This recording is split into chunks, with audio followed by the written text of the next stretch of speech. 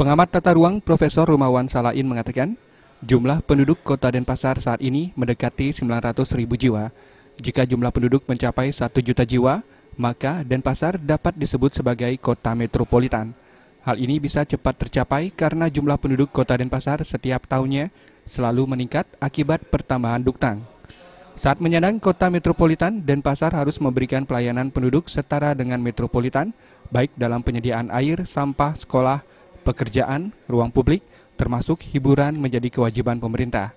Jumlah penduduk Kota Denpasar ini sebenarnya sudah mendekati 900.000 jiwa. Dan ketika dia menjadi 1 juta jiwa, nah ini sudah mesti harus diberi tanda, diberi alarm bahwa pada saat 1 juta, Kota Denpasar akan menjadi kota metropolitan. Itu berarti persyaratan pelayanan kepada penduduk harus sudah setara dengan metropolitan. Baik terhadap penyediaan air, sampah, sekolah, pekerjaan, ruang-ruang publik, dan yang lain-lain termasuk hiburan, menjadi kewajiban pemerintah untuk memberikan pelayanan yang lebih baik. Apalagi kalau boleh tadi disampaikan, tidak lagi ada konsentrasi penduduk yang mengumpul di beberapa tempat menjadi daerah slum area.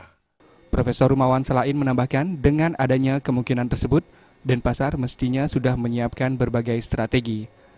Jenny dan Joka, Bali TV.